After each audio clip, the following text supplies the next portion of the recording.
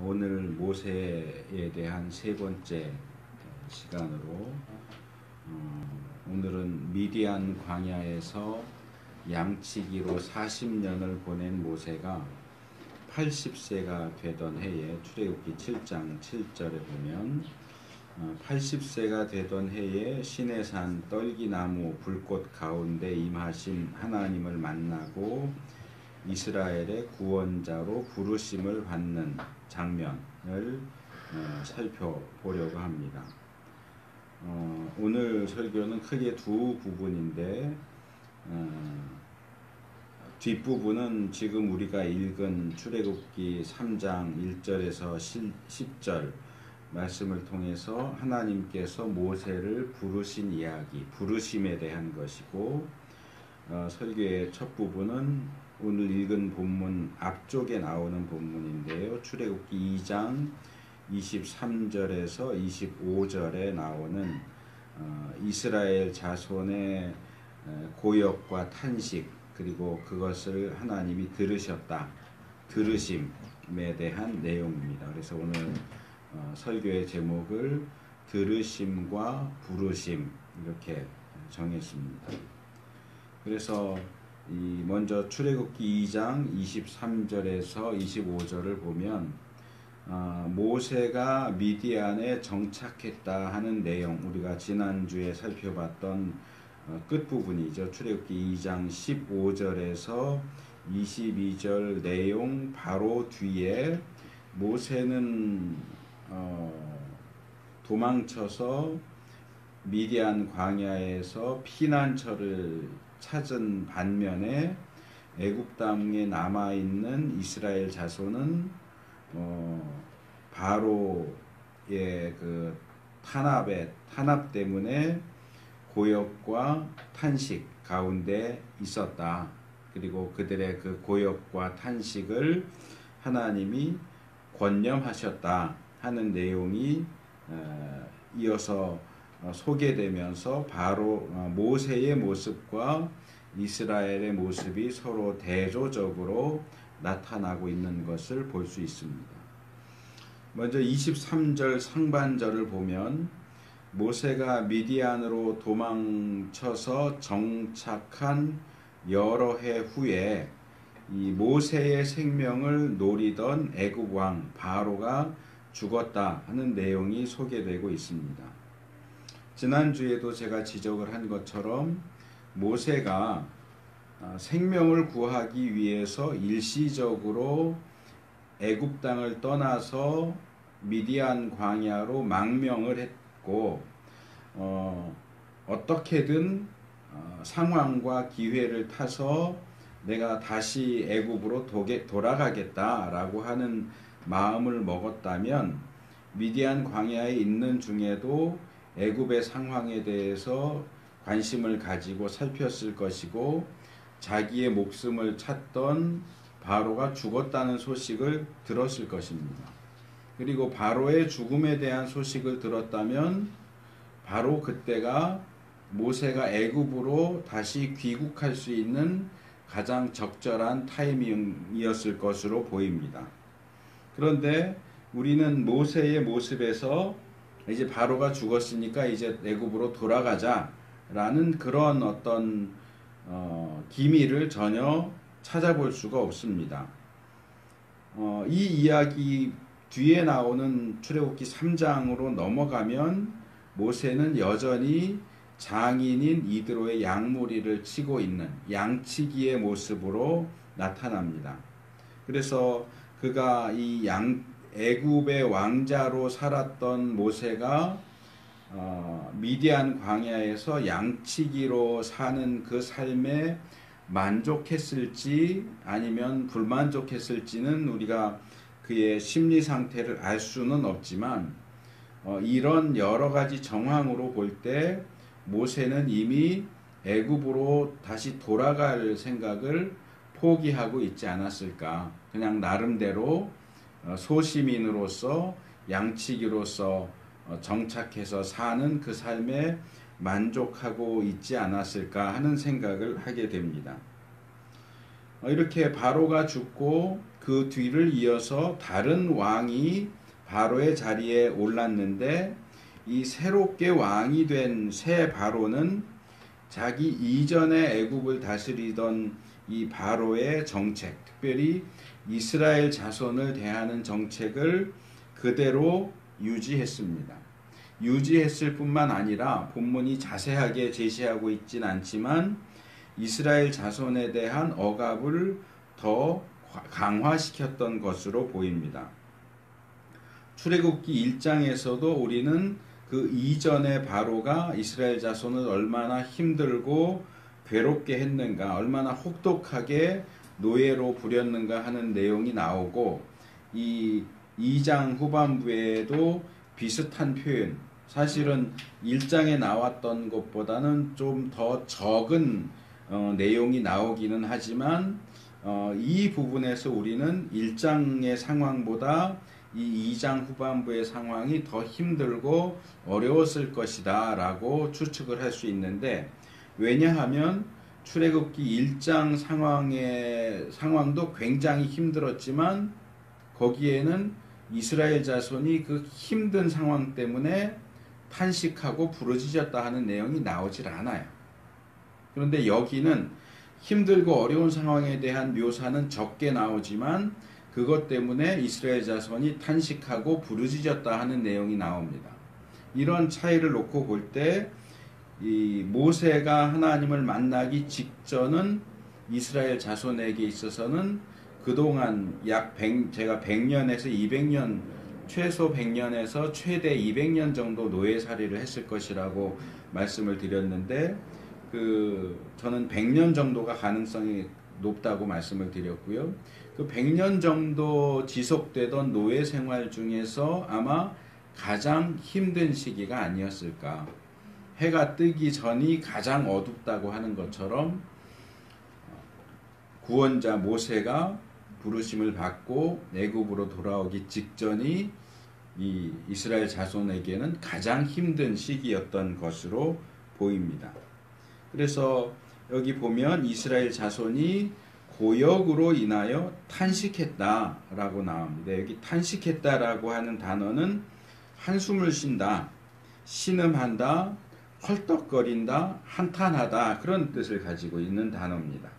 그러니까 이스라엘 자손이 그들에게 부과된 그 너무나 과중한 노역 때문에 헐떡거리면서 한숨을 쉬고 한탄을 했다 하는 얘기입니다. 아마 그 와중에 왜 우리 조상들은 애굽에 와서 우리가 이렇게 노예살이를 하게 만들었을까 하는 어떤 원망하는 마음도 있지 않았을까 하는 생각이 들고요. 그런 한탄은, 탄식은 곧바로 부르짖음으로 연결이 됩니다. 여기 부르짖었다라고 번역된 단어는 우리식으로 말하면 까마귀 우는 소리하고 비슷한 소리예요. 그러니까 히브리어로 자크라고 하는 단어인데 소리를 지른다. 까마귀가 깍깍하고 소리를 우는 것처럼 소리를 지른다, 소리를 질러서 사람들을 모은다, 부르짖는다, 또는 소리를 질러서 도움을 요청한다, 이런 뜻이에요. 물에 빠진 사람이 살려주세요, 도와주세요 소리를 목청껏 외칠 때에 그런 외친다라고 하는 그런 의미를 가진 단어입니다. 물론 본문에서 이들이 이렇게 소리를 지르면서 도움을 청한 대상이 누구였는가 하는 것은 나오지 않지만 하반절에 보면 그들의 부르짖음이 하나님께 상달되었다라고 하는 것을 통해서 그들이 아마도 자기 조상 때로부터 믿어왔던 하나님을 향해서 좀 도와주세요, 구해주세요 하고 부르짖었다라고 추측을 할 수 있습니다. 그래서 23절 하반절에서 25절을 보면 이 노역과 탄식과 부르짖음의 이 상황에 대해서 하나님께서 어떻게 반응하시는가 하는 내용이 5개의 동사를, 우리 개역 성경을 보면 동사가 4개밖에 나오지 않지만 히브리 원문으로 보면 5개의 동사로 묘사를 하고 있습니다. 하나씩 간단하게 살펴보면 23절 하반절에는 상달됐다라는 표현이 나옵니다. 그들의 그 부르짖는 소리가 하나님께 상달됐다. 이 상달했다라고 하는 단어는 올라간다 그런 뜻이에요. 올라간다, 일어난다, 높아진다 이런 뜻인데 그 고역으로 인하여 그들의 부르짖는 소리 또는 목소리가 하나님께까지 올라갔다. 그러니까 상달됐다도 괜찮은 표현이긴 하죠. 위로 올라가서 도착했다 그런 의미니까 하나님께까지 올라갔다 라고 얘기하고 24절 상반절에 보면 이 상달됐다가 다시 들으셨다라는 단어로 연결이 되죠. 이 들었다라는 단어는 말 그대로 듣다, 경청하다, 주의하다, 동의하다. 그러니까 단순히 듣는 게 아니고 힘든 상황에서 하나님 너무 힘들어요. 도와주세요. 죽을 것 같아요. 살려주세요. 라고 할 때 그냥 그러냐?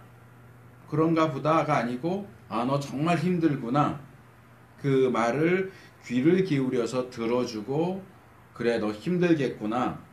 그의 상황에 동의하고 동감하고 이렇게 아주 긍정적인 반응을 보이셨다. 이렇게 이해할 수 있습니다.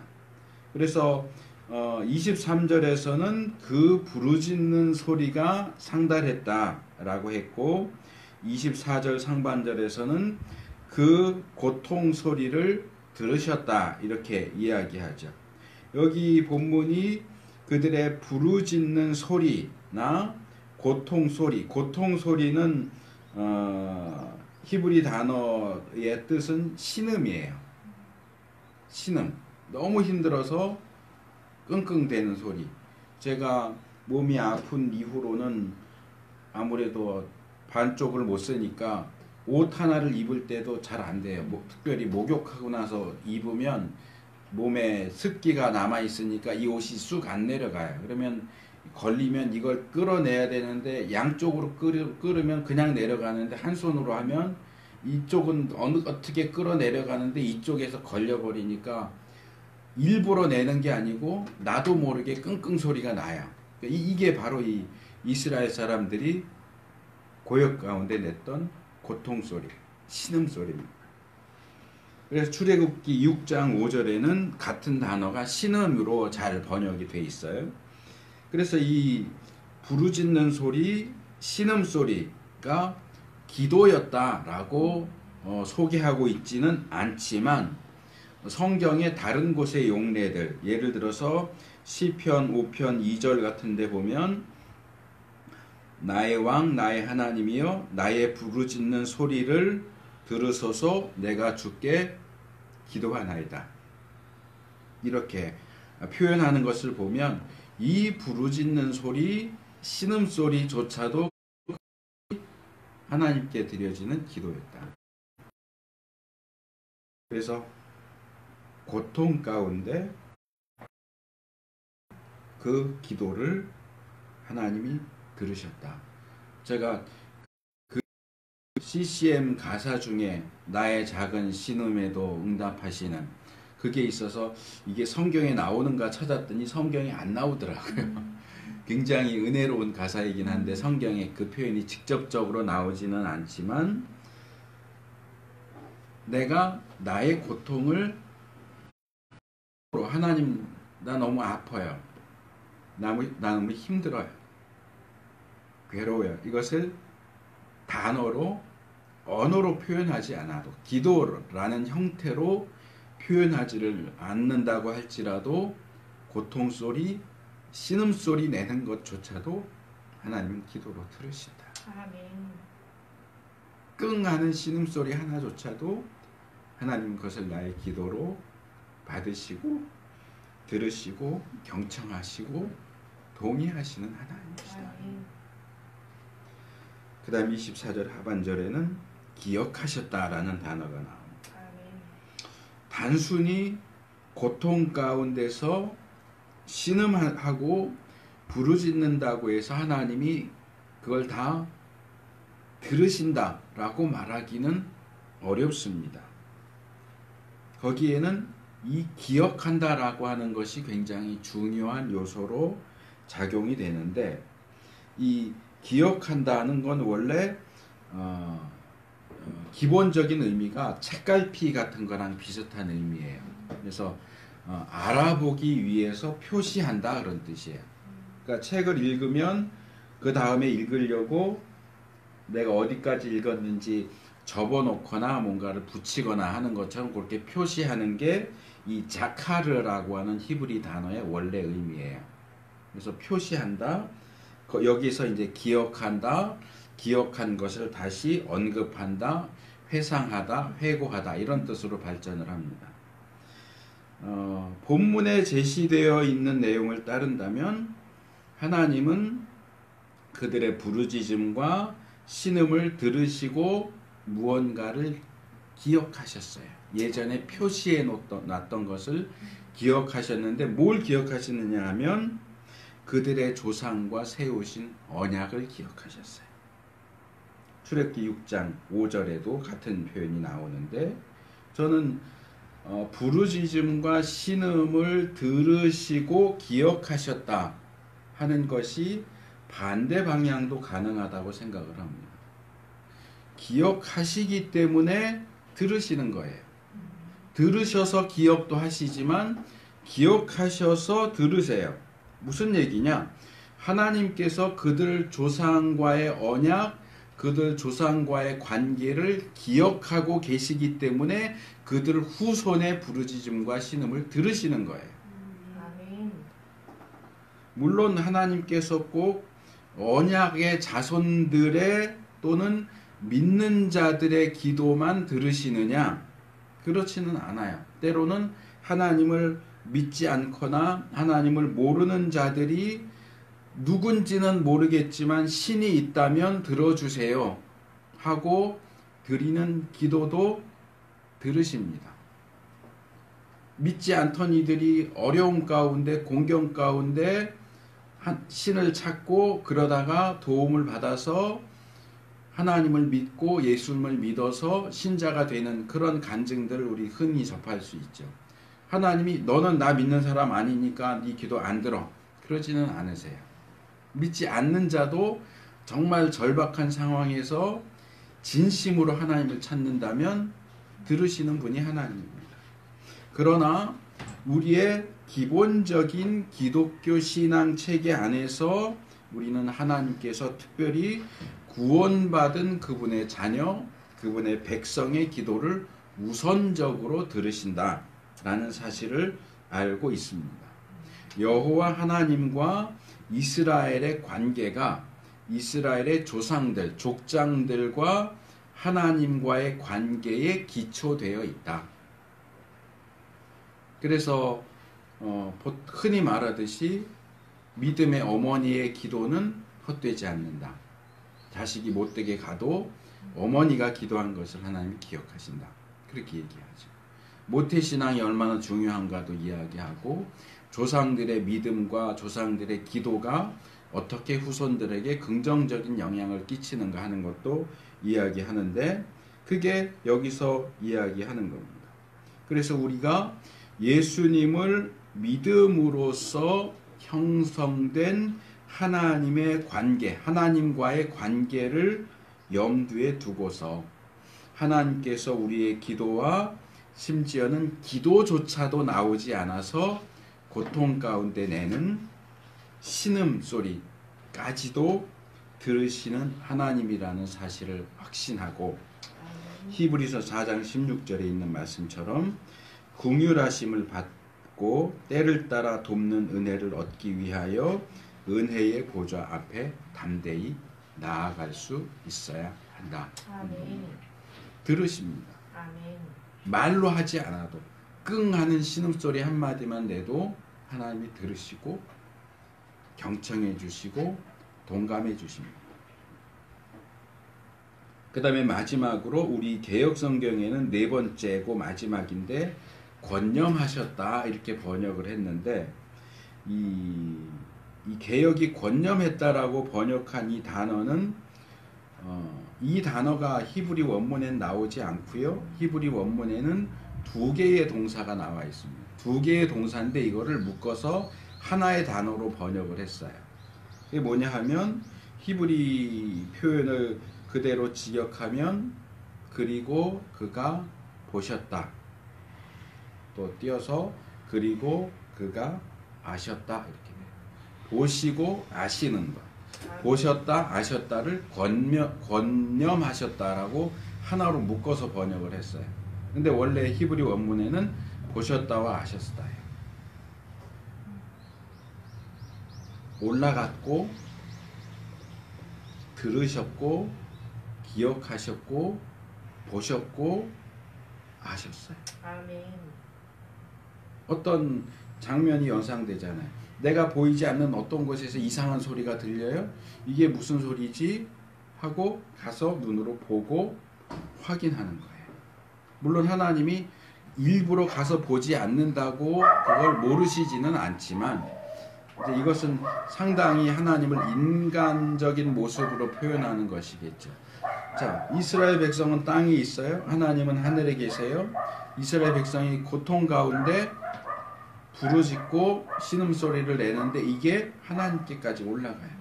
소리가 쭉 올라가서 하나님 귀에 들려져요. 이게 무슨 소리지? 이거 가만히 들어보니까 내가 언약을 맺은 아브라함 자손들이 내는 소리인데 하고 가서 찾아서 보십니다. 그리고서 이들이 왜 부르짖었는지 왜 신음을 냈는지를 그 상황을 확실하게 아시는 거죠. 여기서 듣는다, 듣다, 보다, 알다 이런 것들은 다 비슷한 수준에서 행해지는 행동들인데 여기에서 더 중요한 것은 제가 볼 땐 기억한다. 관계. 언약 관계를 전제로 해서 들으시고 보시고 아시는 거예요. 그리고 이런 행동들 끝에 하나님이 모세를 만나시고 구원자로 부르시는 사건으로 넘어가는 겁니다. 출애굽기 3장으로. 이 장면은 마치 창세기 2장에 나오는 어떤 장면과 비슷한데 하나님께서 아담이 독처하는 것을 보시고 좋지 않다 라고 하시고 내가 그를 위해서 돕는 배필을 만들겠다 라고 하십니다. 그래서 우리는 그런 장면들을 세밀하게 보지 않기 때문에 그냥 넘어가요. 자, 뭐 여러 번 말씀을 드렸기 때문에 기억을 하시고 아시는 분도 있겠지만, 자, 하나님이 아담이 독처하는 것을 보시고 좋지 않다. 그를 위해서 돕는 배필을 만들겠다라고 하시고 돕는 배필을 만드셨습니까? 굉장히 바보 같은 질문이죠. 자, 단어 하나를 거기다 집어넣을게요. 돕는 배필을 만들겠다 하시고 곧바로 돕는 배필을 만드셨습니까? 대부분 그냥 그렇게 생각을 해요. 돕는 배필을 만들겠다 하시고 하와를 만드셨다. 아니요. 중간에 과정이 하나가 더 들어가요. 뭐예요? 돕는 배필을 만들겠다고 해놓고선 짐승들을 만드세요. 짐승들을 만드시고 아담에게 이끌어오니까 아담이 짐승들의 이름을 지어주죠. 그래서 이 이야기를 또 따로 빼갖고 따로 생각해요. 하나님이 짐승들을 만드셨고 아담에게 이름을 지어주게 하셨다. 그런데 이 짐승을 만드시고 이름을 지어주시는 사건 제일 끝에 굉장히 중요한 얘기가 나와요. 뭐예요? 그 짐승들 가운데는 아담의 돕는 배필이 없었다. 짐승들이 아담의 돕는 배필이 될 수 있을까? 이거는 우리가 알고 있는 하나님의 모습과는 맞지 않죠. 하나님이 몰라서 이렇게 해볼까 저렇게 해볼까 이러진 않으실 테니까. 하나님은 이미 아세요. 짐승은 인간의 짝이 될 수 없다. 배필이 반려가 될 수 없다. 그래서 제가 개나 고양이를 반려견, 반려묘라고 부르는 것은 잘못됐다고 얘기하는 거예요. 짐승은 인간의 반려가 아니에요. 배필이 아니에요. 하나님은 이미 그걸 아시지만 그런 복잡한 과정을 통해서 인간에게 동물은 너의 반려가 아니야 라는 사실을 알려주시는 거죠. 모든 동물을 아담이 만나봤어요. 이름을 지어줬다는 얘기는 그 본질을 알고 있다는 거예요. 그러니까 거기서 아담은 선지자처럼 행동을 하는 거예요. 모든 것을 알고 지혜로운 자로서 저는 그런 거 생각할 때는 참 기가 막히다 생각하는, 누가 지어줬는지 모르겠는데 기린이 기린이에요. 어떻게 그 동물의 특징과 이름이 딱 들어맞습니까? 기린에게 얼룩말 이렇게 이름 붙여보세요. 이 말이 안 돼요. 기린은 기린이어야 돼요. 코끼리는 코끼리여야 되죠. 물론 아담이 한글 이름을 지어주진 않았겠지만 이게 정말 절묘하다라고 생각이 들어요. 그러니까 거기에 딱 들어맞는 이름을 지어줬겠죠. 그걸 딱 들어맞는 이름을 지어주려면 그 동물이 어떤 존재인지를 모르고서는 들어맞는 이름을 지어줄 수가 없거든요. 본질을 파악했다는 얘기인데 그 본질을 파악해서 보니까 짐승 중에는 아담의 배필이 없어요. 그리고 나서 하와를 만드시죠. 본문도 비슷하다고. 자, 하나님이 이스라엘의 신음을 들으시고 와서 보시고 아셨어요. 야, 얘들 내가 구원해 줘야겠다. 그러면 구원해 줘야죠. 근데 구원해 주지 않고 뭘 해요? 모세를 만나요. 왜 이런 복잡한 과정을 거칩니까? 하나님이 이스라엘을 애굽에서 구원해 줘야 되겠다. 그냥 구원하시면 되잖아요. 아무것도 없는 데서 말씀으로 세상을 창조하신 하나님이 애굽에서 노예 생활하는 이스라엘을 구원하겠다라고 하시면 말씀만 하시면 되잖아요. 말씀 한마디로 자, 지금 애굽 땅에 살고 있는 모든 이스라엘 자손은 가나안 땅으로 옮겨. 그럼 그냥 옮겨지잖아요. 근데 하나님 그렇게 안 하세요. 그게 하나님의 방식이에요. 굉장히 중요한 방식이에요. 그리고 이 두 번째 모세가 하나님을 만나는 장면에서도 하나님이 어떻게 일하시는가를 우리가 배우게 됩니다. 자, 출애굽기 3장 1절에서 10절, 아까 우리가 읽었던 본문은 모세가 하나님을 만나고 부르심을 받는 장면입니다.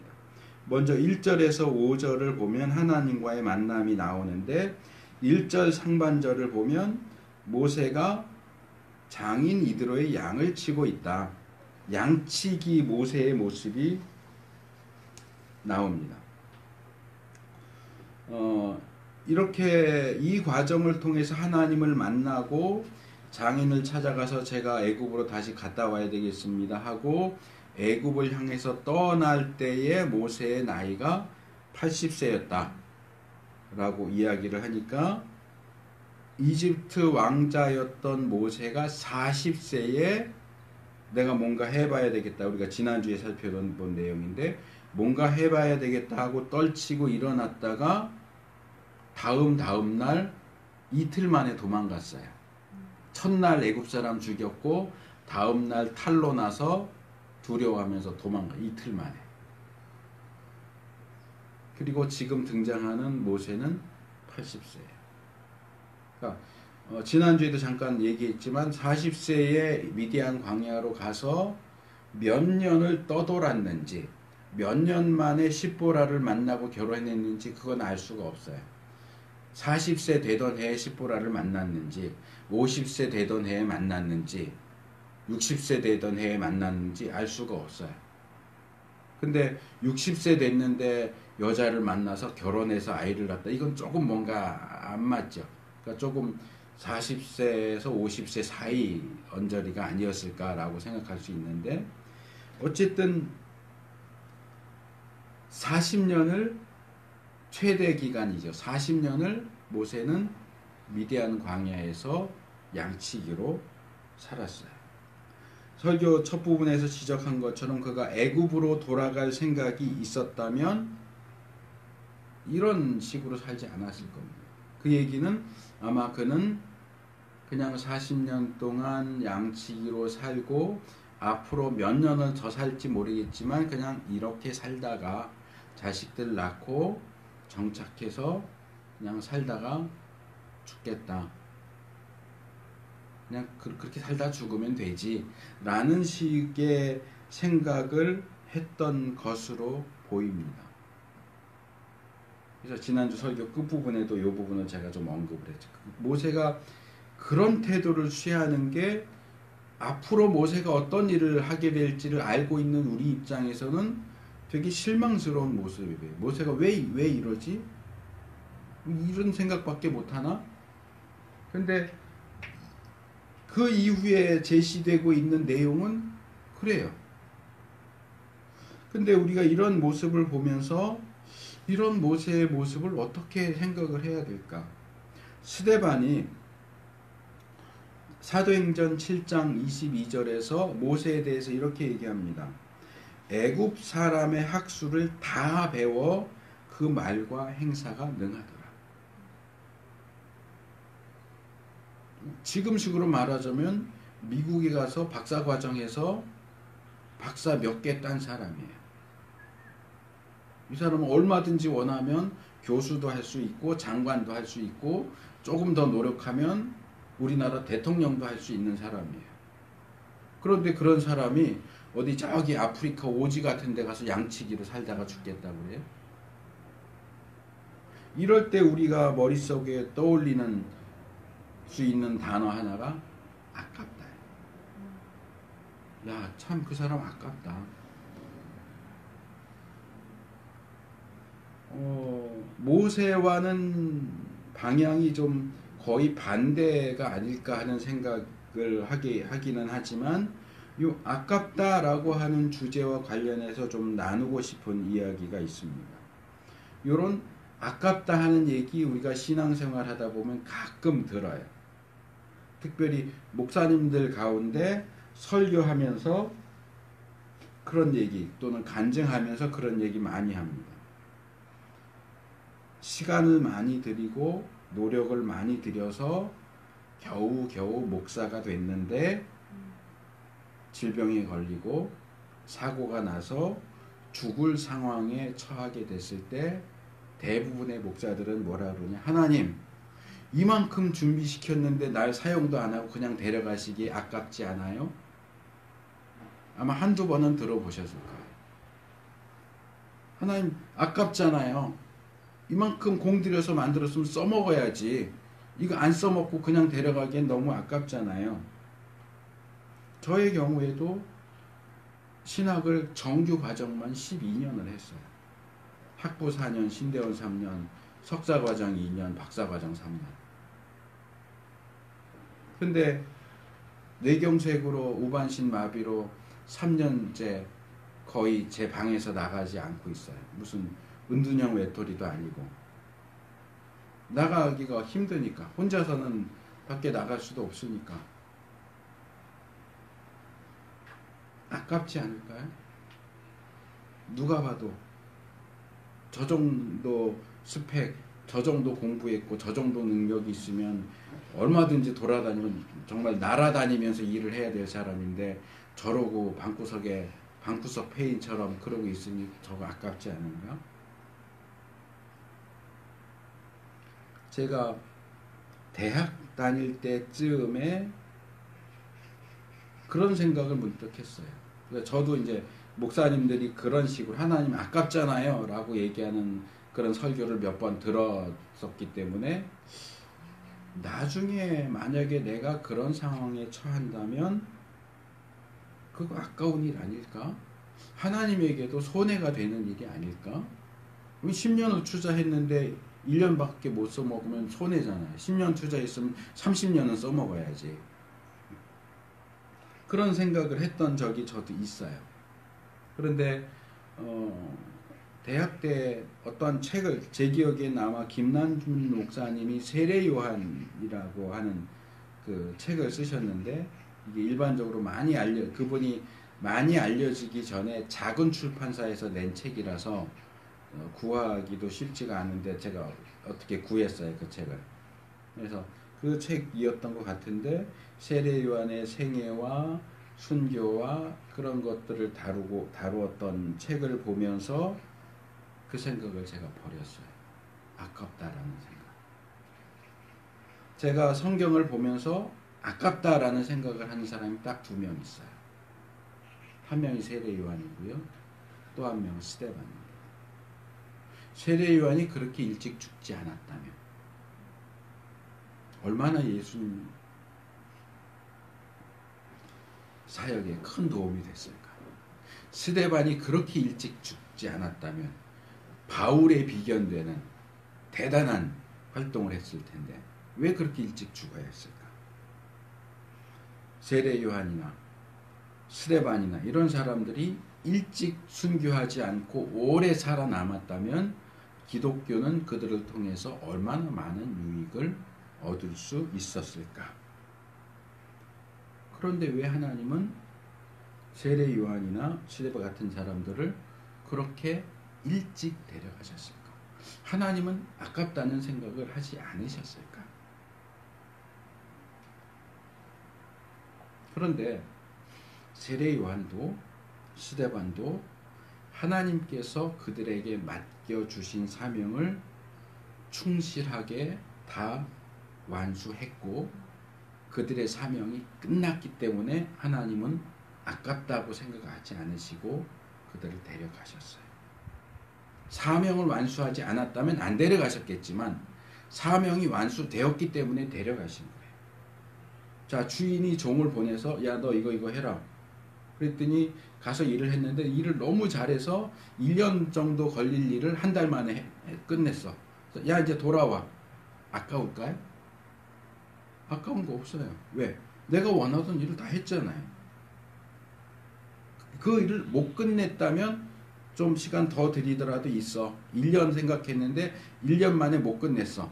그러면 한 1년 더 있어. 할 수도 있겠지만 1년 해야 할 일을 한 달 만에 끝냈는데 야, 너 끝냈으니까 와. 거기는 아까울 게 없는 거예요. 자, 주인이 야, 너 내가 생각했던 일 다 끝냈으니까 돌아와 하는데 종이 주인님 아깝잖아요. 그럴 수 있어요? 하나님이 너는 너 할 일 끝났으니까 와 하는데 하나님 아깝잖아요. 하나님 손해예요. 저 지금 데려가시면 하나님 손해예요 라고 말하는 사람은 예수님께서 베드로에게 사탄아 물러가라. 너는 지금 사탄적으로 생각하고 있고 사탄적으로 말하고 있구나 하시면서 너는 하나님의 일을 생각하지 아니하고 도리어 사람의 일을 생각하는도다. 마태복음 16장 23절에서 책망하셨던 것과 똑같은 책망을 받아야 합니다.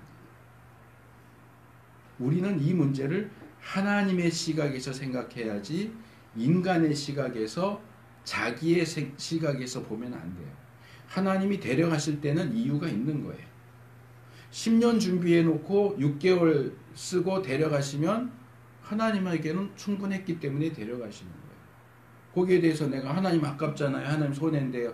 하고 하나님 협박할 수 있어요? 주님께서 야, 너 이제 그만하고 와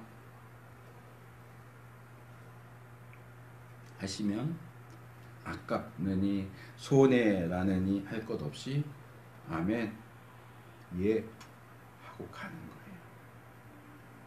그게 정답이에요. 아까우냐 아니냐를 판단하는 건 우리가 아니고 하나님이에요. 자꾸 내가 하나님보다 머리 위에 올라가서 아까운데 그러면 손해인데 그건 아니에요. 모세를 보면서 야, 이집트 왕자가 모든 학문을 다 배워서 모든 것에 말과 행사가 능한 사람이 양치기로 사는 거 그거 아깝지 않은가? 그건 우리 생각이에요. 하나님이 어떻게 생각하시는 거를 봐야죠. 제가 이 부분을 지금 얘기하면서 모세와는 반대 방향이다 라고 얘기를 했어요. 왜냐하면 그러면 모세는 어떤 케이스냐? 모세가 그렇게 살면서 하나님 나 아깝지 않아요? 나 양치기를 40년을 살았는데 이렇게 살다 죽는 거 하나님 손해잖아요. 아깝지 않아요? 그랬을까요? 제가 볼 때는 모세는 반대 위치에 있는 것 같아요. 모세는 애굽으로 돌아갈 생각을 하고 있지 않아요. 자기의 목숨을 찾던 바로가 죽었는데도 그냥 양치기로 살아요. 자기가 40년 전에 품었던 내가 이스라엘의 지도자, 구원자가 돼서 뭔가를 한번 해보겠다. 그 생각을 접은 것처럼 보여요. 언젠가 하나님이 다시 나를 부르시겠지? 아까우니까 나를 그냥 이렇게 내버려 두시진 않을 거야. 다시 부르실 거야. 라고 생각하고 참았을까요? 제가 보기에는 아니에요. 그는 하나님의 깊으신 뜻 또는 장기적인 계획을 바라보면서 그래 내가 조금만 더 있으면 하나님이 부르실 거야. 참고 기다리자. 순종하자. 그랬던 것 같지 않아요. 오히려 모세는 자기의 상태에 대해서 자포자기하고 있거나 심하게는 하나님의 40년 전에 자기를 도와주지 않은 하나님에 대해서 반감을 가지고 있거나 그랬을 가능성이 높다고 90% 이상이라고 봅니다. 원래는 제가 그 부분까지 오늘 설교에서 다루려고 했는데 분량이 너무 많아서 그 내용은 다음 주에 할 거예요. 모세가 5번에 걸쳐서 하나님의 부르심을 거절해. 줄다리기 하듯이 하나님은 가라, 안 됩니다, 못합니다, 말 못합니다 이러면서 5번이나 거절을 하고 하나님은 계속 거기에 그가 제기하는 문제를 해결해 주시고 그럼 내가 이렇게 해줄게. 그럼 이렇게 해줄게. 하는데도 결국에는 마지막 5번째는 저 못합니다. 딴 사람 보내세요. 하나님이 화를 내세요. 그거는 언젠가 하나님 나 부르시면 내가 뛰쳐나가야지. 그 모습이 아니에요. 하고 싶지 않은 거예요, 모세는. 40년 전에 경험했던 실패를 반복하고 싶지 않은 거예요. 그때 나를 도와주지 않으신 하나님이 미운 거예요. 나는 그냥 양치기로 살다가 죽을래. 제가 보기에는 모세는 지금 그런 상황인 것 같아요. 그렇지 않는다면 하나님이 이제 나타나시고 만나주셔서 너 이제 내가 정말 지도자로 구원자로 쓰겠다 하시는데 왜 그걸 거절합니까? 그래서 우리의 삶과 행동과 생각에 있어서 중심과 균형을 맞추는 것이 굉장히 중요하고 그리고 힘든 일이다 하는 말씀을 드리고 싶어요. 앞에서 하나님 아깝지 않아요? 라고 하는 그런 입장. 나 과거에 했는데 하나님 안 도와줬으니까 나도 하나님 안 도울 거야. 자포자기하고 반응하는 요 입장의 중간 어디. 그게 그거죠. 아깝다 어쩌다를 떠나서 어쨌든 하나님의 때가 아직 안 됐나 보다. 언젠가 하나님 나를 부르시면 하고 가서 해야지 하면서 지금은 상황이 안 되지만 참고 인내하고 하나님을 바라면서 남들이 볼 때는 아깝고 또 반대쪽에 있는 사람 입장에서 볼 때는 한심하고 그럴 수 있지만 그 균형을 맞추면서 하나님을 바라보는 그 위치에 서는 게 정말 힘들지만 정말 중요한 일이거든요. 근데 모세도 그 균형을 못 맞췄고 제가 아까 예로 들었던 하나님 손해인데요 하고 하나님 협박했던 목사님들도 그 균형을 못 맞춘 거예요. 이런 상황 속에서 아무 생각 없이 그냥 적응하면서 그래 나 그럼 이렇게 살다 그냥 죽지. 현재 모세의 모습. 자포자기하거나 하나님에 대해서 반감을 품고 반항하거나 그러지 않고 하나님의 뜻을 분별하고 추구하면서 매 순간을 성실하게 사는 것이 보통 사람들에게는 불가능한 요구일 수도 있습니다. 하지만 하나님께서 우리에게 요구하시는 게 바로 그거다. 하나님 협박하지도 말고 반항하지도 말고 자포자기하지도 말고 늘 칼날을 갈아서 예리하게 나를 세우는 것처럼 언제라도 튀어나갈 수 있도록 자기 자신을 준비시키고 그렇다고 현실을 부정하는 것도 아니고 현실에 적응해서 널브러져 있는 것도 아니고 반항하는 것도 아니고 자포자기 하는 것도 아니고 늘 근데 이게 40년이잖아요. 그게 쉬워요? 40년은 늘 그렇게. 근데 하나님 아직도 안 불러. 나는 언제든 뛰어나갈 준비가 됐는데도 하나님 아직도 안 부르시는데도 그런 태도를 계속 유지하는 건 뭐 쉽지가 않아요. 그러나 그 쉽지 않은 길이 우리가 가야 하는 길이에요.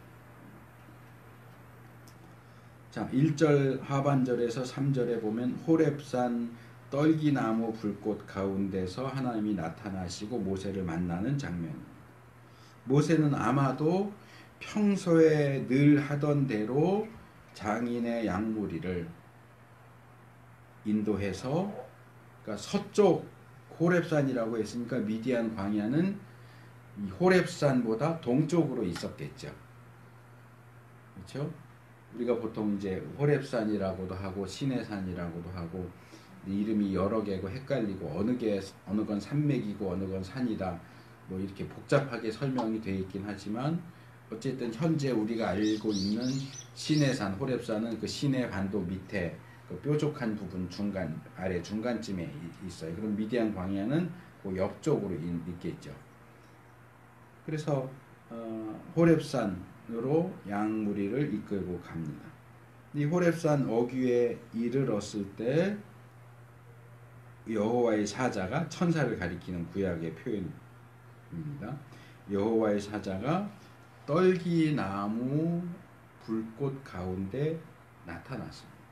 그러니까 아마도 그 상황을 상상해 보면 모세가 양무리를 몰고 이렇게 저 멀리 호렙산이 보여요. 가는데 호렙산 그 기슭에 떨기나무가 있는데 갑자기 불이 확 붙은 거예요. 그러니까 뭐 천사의 모습이 모세에게 보이진 않았겠지만 그냥 나무가 있는데 나무에 갑자기 불이 확 붙었어요. 그러니까 제가 예전에 그 훈련 받을 때 소위탄이 떨어졌어요. 소위탄은 이 탄이 불 붙게 하는 탄이거든요.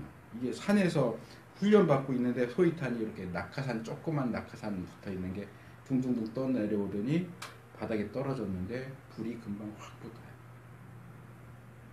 그때 제가 산불이 얼마나 무서운가를 알았어요. 이게 거의 한 10초 여기에 탁 떨어졌는데 이 예배당만큼 불이 확 퍼져요. 그래서 그거 끄느라고 엄청 힘들었는데 산에 나무에 불이 붙었어요. 이러면 이거 정말 소방차도 없고 어떻게 해요?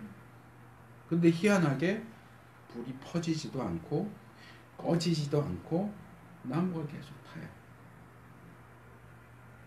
근데 우리가 알고 있듯이 자연 법칙에 의하면 나무가 있어요. 나무에 불이 붙었어요. 불이 계속 타려면 뭐가 필요해요? 산소가 필요하고 연소시킬 재료가 필요하잖아요. 그러면 불이 나무에 붙었으면 나무가 타야죠. 타면서 없어져야죠. 작아지고 탈 게 더 이상 없으면 불이 꺼져야 되는데 나무가 안 타요. 나무가 재가 되지 않고 나무는 나무대로 있고 불은 불대로 있어요. 나무가 안 타면 불이 꺼져야 되는데 불도 안 꺼지고 불이 타면 나무가 꺼멓게 타가지고 재가 돼서 부스러져야 되는데 나무는 나무대로 그대로 있고 이 자연 법칙을 거스르는 아주 신기한 현상이죠.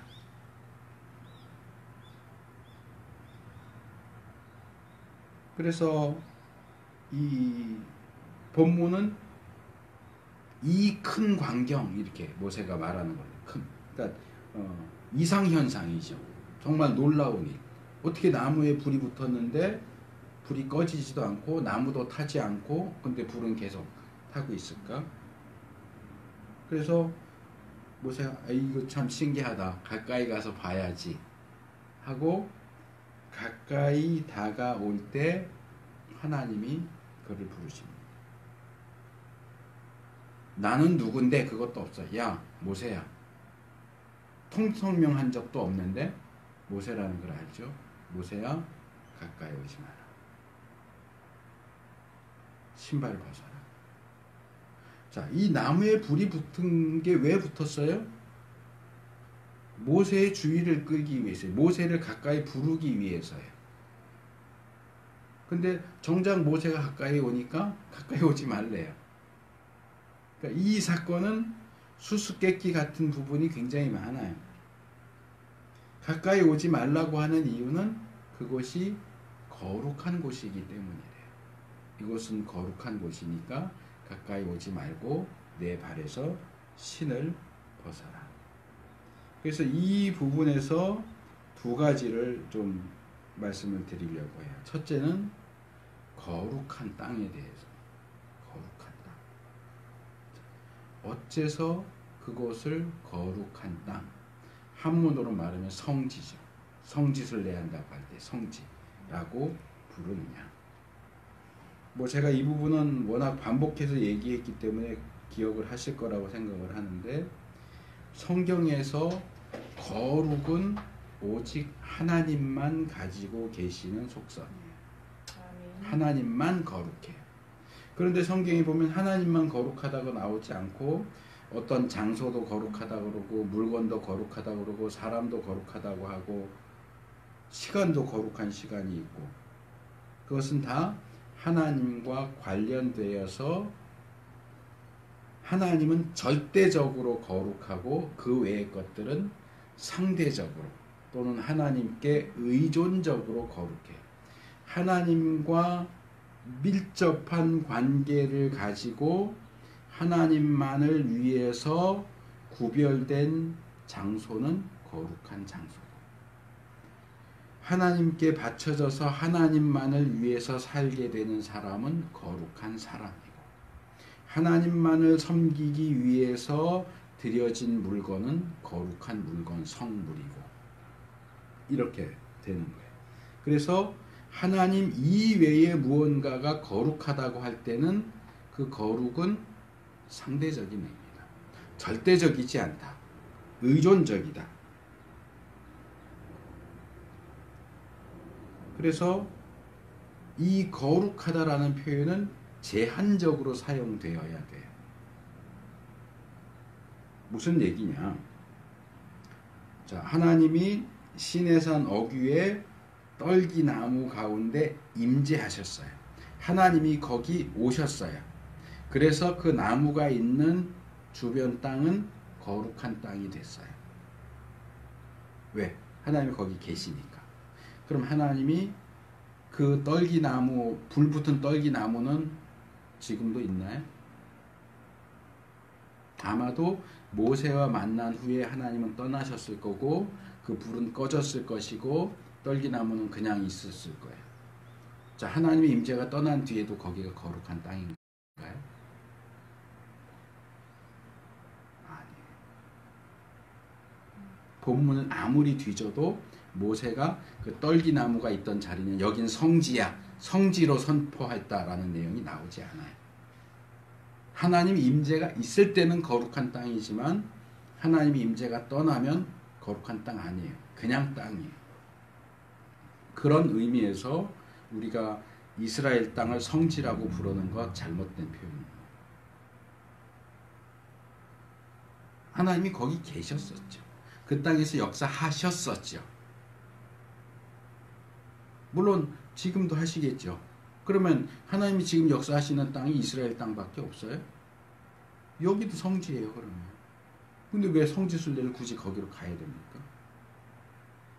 물론 거기는 거기 나름대로 특별한 점들이 있겠죠. 역사 속에서 정말 예수님의 흔적, 구약 이스라엘의 흔적들이 남아있으니까 안 가는 것보다 가는 게 좋겠지만 거길 갔더니 이 땅은 다른 땅하고 달라. 아니요, 뭐가 달라요? 똑같은 땅이에요. 특별해? 아니요, 특별한 거 하나도 없어요. 하나님이 거기 계시는 한에서는 거룩한 땅이지만 하나님이 더 이상 거기 계시지 않고 떠나셨다면 그게 뭐 꼭 버림받았다, 저주받았다, 심판받았다 그 개념이 아니고 그 나무에 임재하셨었다가 떠나셨잖아요. 떠나셨으면 그 나무는 더 이상 거룩한 나무가 아니고 그냥 나무라고요. 그 땅은 더 이상 거룩한 땅이 아니고 그냥 땅이에요. 왜 우리가 그 땅에 집착해야 되고 그 나무에 집착해야 됩니까? 중요한 건 하나님이잖아요. 근데 자꾸 나무에 집착하고 땅에 집착해. 성지에 꼭 가야 된대요. 이슬람교는 그래요.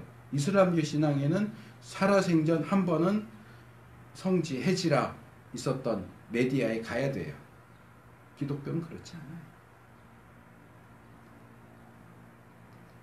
그 부분을 제가 하나님 나라 연속 설교하던 초기에 느후수단 열왕기하 18장 4절 느후수단 가지고 얘기했어요.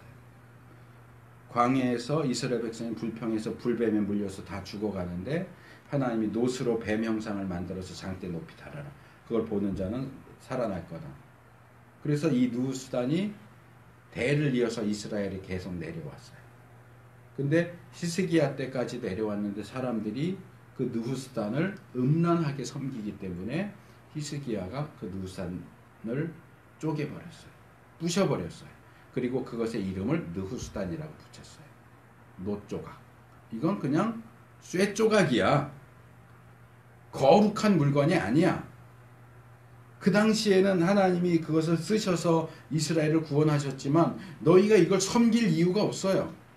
그걸 섬기겠다고 하면 차라리 없어지는 게 낫다는 거예요.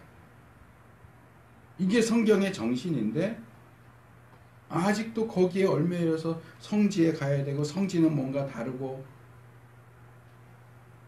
거기 가니까 기도도 더 잘 되고 말씀도 더 잘 깨우쳐지고 아니요. 그건 주관적인 느낌이겠죠.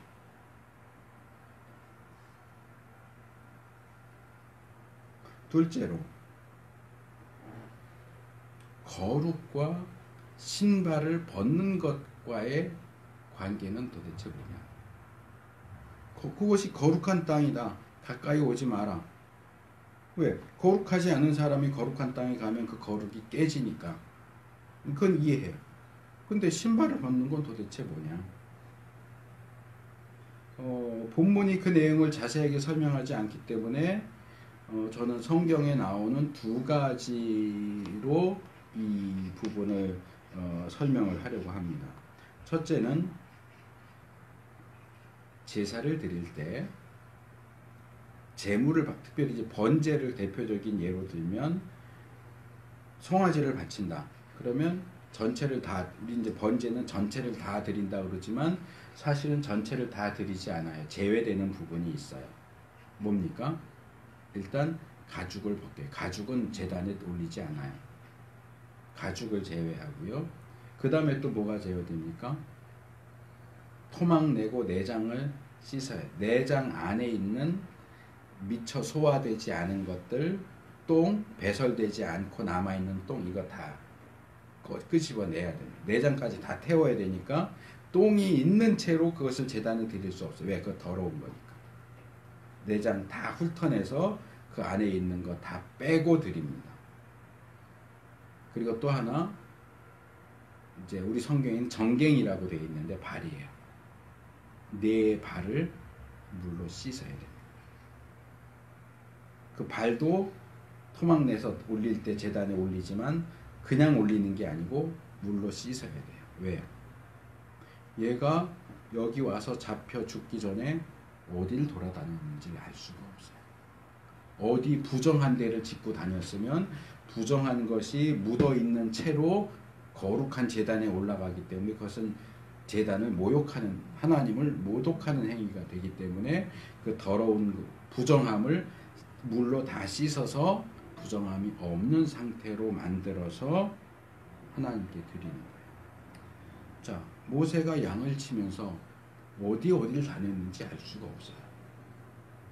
아마 양똥도 밟았을 거고요. 거룩한 땅인데 어떤 부정한 것이 묻어있는지 모르는 신발을 신고 거룩한 영역으로 들어올 수가 없어요.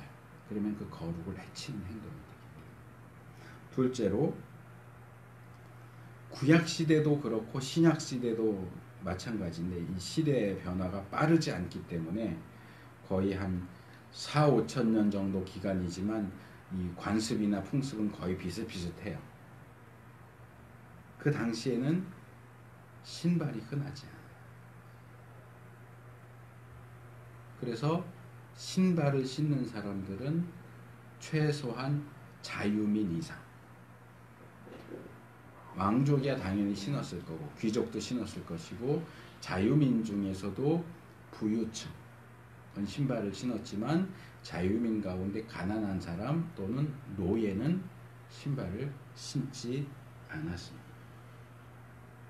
극빈자들, 포로, 노예들은 신발을 신지 않았다. 그래서 어떤 이들은 하나님 앞에서 신발을 벗는 행위는 나는 하나님 앞에서 노예와 같은 존재입니다. 하나님께서 모세에게 너 신발을 벗어 하는 얘기는 너는 내 노예야. 그런 의미가 담겨져 있다라고 봅니다.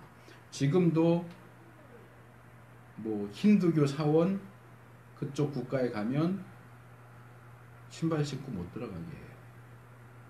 신전에 들어가려면 신발 벗어야 돼요. 그게 비슷한 어떤 개념이에요. 그 신에게 자기를 종속시키는 행위예요. 신발을 벗고 들어가는. 이게 나중에 여호수아에게도 똑같이 신발을 벗어라 하는 요구가 주어집니다. 여호수아 5장 15절에 보면. 그래서 이것은 모세나 여호수아가 하나님께 종속된 존재다 라는 사실을 일깨워주는 것이다. 이렇게 볼 수도 있습니다. 그래서 이 신발을 벗어라 라고 하는 것이 어떤 정결과 거룩과 연결된 것인지 종속과 복종과 연결된 것인지는 확실하지는 않지만 어쨌든 이것이 모세로 하여금 거룩하신 하나님 앞에 설 준비를 갖추게 하는 것이다 라고 하는 것은 분명해 보입니다.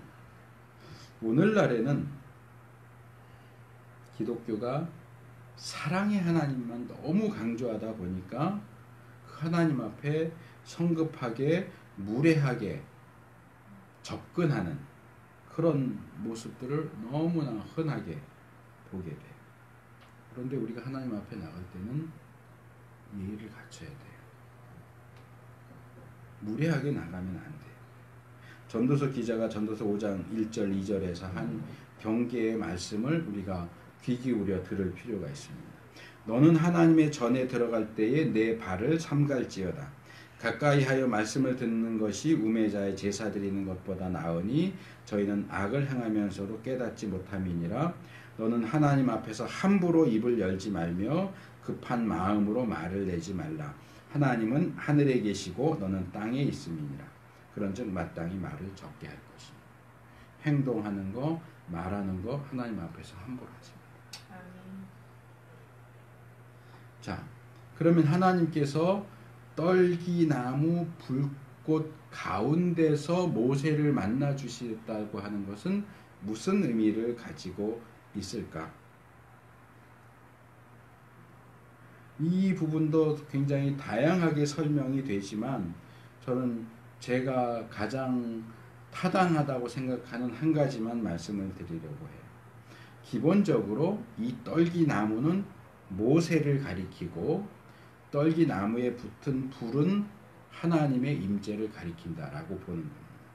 40년 전에 모세는 자기에게 스스로 불을 붙여서 이스라엘의 지도자와 구원자가 되려고 했습니다. 그런데 모세라는 이 떨기나무는 이틀 만에 불이 꺼졌어요. 확 태우고 이틀 만에 꺼지고 모세는 마치 그 서부 영화 보면 이렇게 황량한 마을에 가면 이렇게 바람 막 모래바람 불고 지푸라기 같은 거 이렇게 이만하게 둥그렇게 공처럼 뭉쳐갖고 이렇게 굴러다니는 그런 장면 나오잖아요. 모세가 그런 검불 덩어리처럼 돼서 미디안 광야를 40년 동안 굴러다녔어요.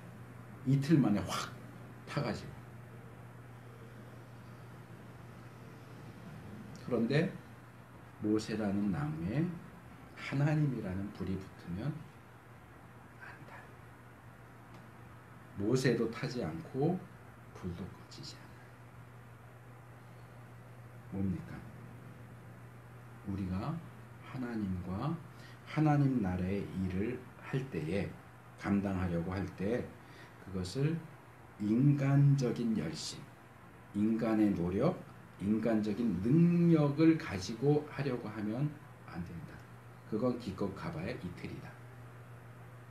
하나님의 능력으로 해야 소진되지 않고 번아웃 되지 않고 불도 꺼지지 않고 계속 갈 수 있다. 아멘. 너가 왜 40년 동안 광야에서 양치기로 굴러다녀야 했는지 너가 좀 깨달아라.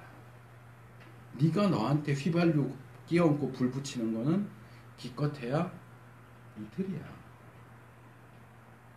그 다음에 40년 동안 건불덩어리 돼서 광야를 떠돌아다니는 것밖에 할 수 없어.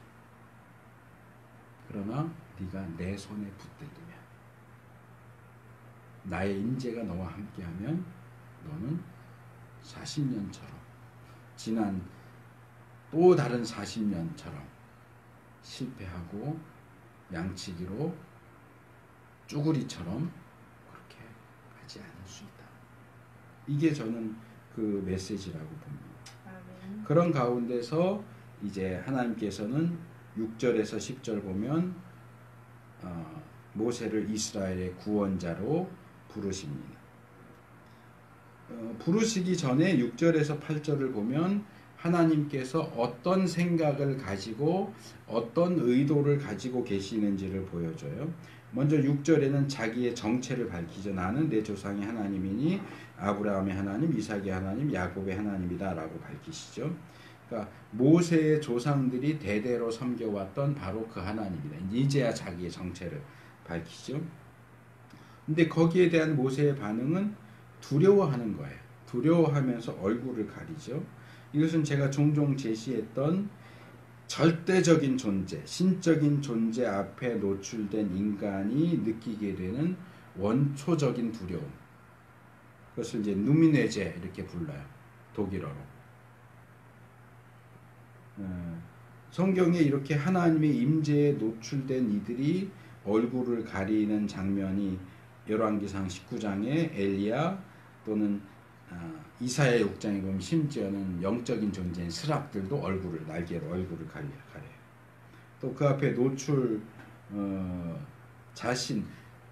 죄악된 자신을 거룩하신 하나님 앞에 노출시키지 않으려는 어떤 겸손의 표현일 수도 있고 그 영광스럽고 거룩하신 하나님에 대한 두려움의 표현일 수도 있고 그래서 이런 모습들을 우리가 성경에서 여러 군데 볼 수 있죠. 어쨌든 그래서 하나님이 자신의 정체를 밝히시고 그 다음에는 하나님과 이스라엘의 관계를 제시하시죠. 7절에 현재 애굽에서 고통받고 있는 이스라엘을 내 백성이라고 부르시면서 그들의 고통을 보았다. 그들의 지짐을 들었다. 그들의 우고를 알았다. 우리가 출애굽기 2장 후반부에서 살펴봤던 5개의 동사 가운데 3개의 동사를 사용하시죠. 그러니까 거기에는 그러니까 출애굽기의 기록자가 하나님이 이렇게 하셨다라고 소개했는데 그것이 기록자 자기만의 생각이 아니라 정말 하나님이 그렇게 하셨다라는 것을 하나님이 입증해 주시는 거죠. 그리고 그 이스라엘에 대한 하나님의 계획, 구원과 인도에 대한 계획이 8절에 나옵니다. 여기에도 8절에 4개의 동사가 나오는데 내려와서 건져내고 인도하여 이루려 한다라고 하는 이 4개의 동사입니다. 이게 출애굽에서부터 시작해서 최소한 40년, 출애굽해서 가나안 입성하기까지 또는 최대로 잡으면 110년 정도. 왜냐하면 여호수아가 110세에 죽었거든요. 그래서 광야 생활 40년을 빼면 가나안을 정복하는 데 걸린 기간은 70년이니까 70년 더하기 40, 광야 생활 40년을 하면 110년이에요. 그래서 최소 40년에서 최대 110년간의 기간을 4개의 단어로 요약하는 거예요. 내려와서 건져내고 인도하여 이르려 한다.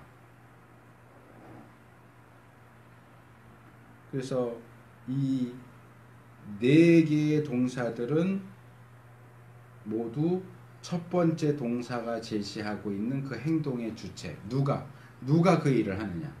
내려오고 건져내고 인도하고 이르는 일을 누가 하느냐? 하나님이지. 내가. 하나님께서 내려오셔서 건져내시고 인도하시고 그들을 이끌어서 가나안 땅에 들여보내겠다. 이게 하나님의 계획이에요. 그런데 9절 10절로 넘어가면 이야기가 조금 방향이 틀어집니다.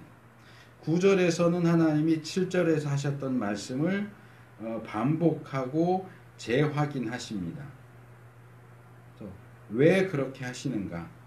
하나님께서 이스라엘의 고통과 부르짖음과 우고를 보고 듣고 아시고, 마찬가지로 9절에도 보면 이스라엘의 부르짖음을 들으시고 그들이 받는 학대를 보셨다.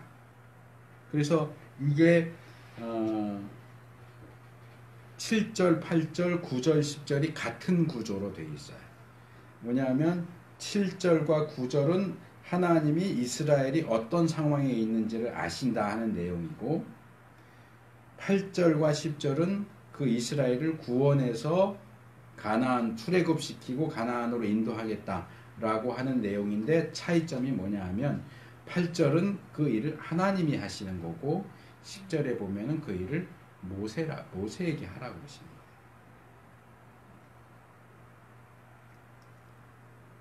이게 차이점이에요.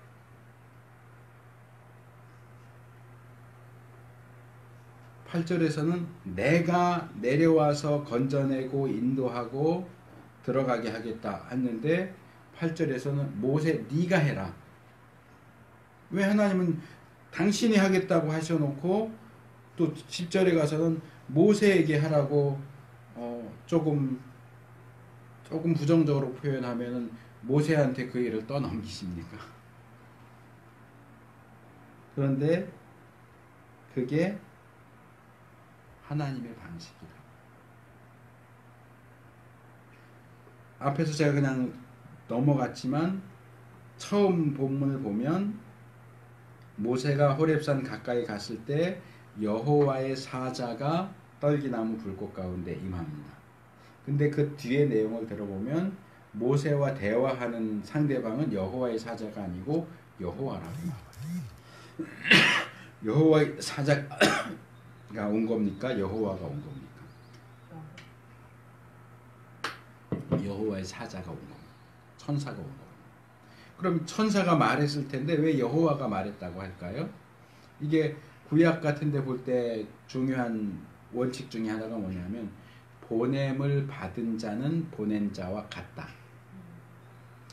자, 우리나라 대통령이 우리나라의 장관 한 사람을 미국의 대사로 보냈어요. 그럼 이 대사가 미국에 가서 우리 한국은 이렇게 하겠습니다 말하는 것은 대통령이 직접 말한 게 아니지만 그 대사는 대통령의 입장을 대변하는 거예요. 우린 그거 안 하겠습니다. 그러면 그건 그 대사 혼자 생각이지 그렇게 말할 수가 없어요. 왜? 이 대사는 대통령의 명령을 받아서 그건 안 합니다라고 얘기한 거니까 대사의 말은 대통령의 말과 같아요. 여호와의 사자가 와서 모세야 이렇게 하면 그건 여호와 하나님이 말씀하시는 거예요. 하나님이 내려와서 출애굽시키겠다. 근데 모세야 네가 가. 그러면 모세가 출애굽 역사를 행하는 것은 하나님이 출애굽의 역사를 행하시는 것하고 같아요. 왜? 보냄을 받은 자는 보낸 자와 같으니까. 아멘. 그게 하나님이 일하시는 방법 중에 하나라. 지난주인가 몇 주 전에도 제가 그 말씀을 드렸지만 제가 그 전에 고린도후서 4장 할 때도 몇 번 말씀을 드렸고 기독교의 공공성에 대해서 얘기했죠. 자, 하나님의 백성인 내가 지금 물질로 굉장히 어려움을 당해요. 그래서 하나님 내가 당장 이 위기를 통과하려면 1,000만 원이 필요합니다. 하나님 저에게 1,000만 원을 주옵소서. 그럼 하나님이 하늘에서 돈가방 뚝 떨어뜨려줘요? 기도하면서 그런 걸 기대하는 사람은 없을 거예요. 아무리 믿음이 좋은 사람도. 공급해 주세요 하지만 어떻게 공급되기를 바랍니까? 대부분 누군가 다른 사람을 통해서. 그게 하나님의 일하시는 방법. 하나님이 이 땅에 직접 역사하시기도 해요. 햇볕을 비춰주시고 비를 내려주시고. 그러나 대부분의 경우는 교회를 통해서 일하시고 믿는 사람을 통해서 일하시고 때때로 믿지 않는 사람을 통해서 고레스 같은 경우처럼 느부갓네살 같은 경우처럼 불신자들을 통해서도 일하세요. 지금 하나님은 이스라엘을 구원하는 역사를 하나님께서 직접 하겠다고 말씀하시지만 그 일을 모세를 통해서 직접 하기를 원하시는 거예요. 그래서 모세를 부르시는 거예요. 그래서 지금도 하나님께서는 자신이 원하시고 계획하신 일들을, 하나님 나라의 일들을 직접 행하기도 하시지만 그분의 백성들을 불러서 간접적인 방식으로 그들을 통해서 하나님이 뜻하시는 일들을, 역사들을 이루어 가시고 행하고 계십니다.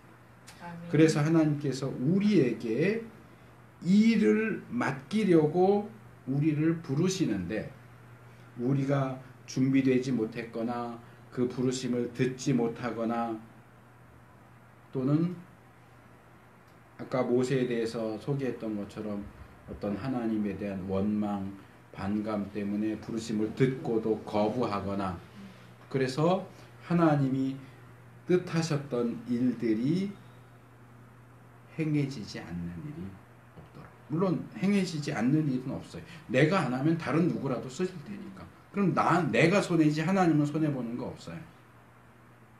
근데 하나님께서 내가 그 일을 하기 원하시는데 내가 준비가 부족해서 내가 그 부르심을 듣지 못해서 또는 나의 어떤 부정적인 것 때문에 그 하나님께서 나를 통해서 행하고자 하시는 일을 하지 못하게 된다면 그건 얼마나 불행한 일입니까? 그래서 그런 일이 없도록 늘 정신을 똑바로 차리고 준비해야 돼요. 하나님이 언제 우리를 만나시고 어떤 일에 우리를 부르시더라도 이사야가 내가 여기 있나이다 나를 보내소서라고 응답했던 것처럼 그렇게 대답할 수 있는 우리 모두가 될 수 있기를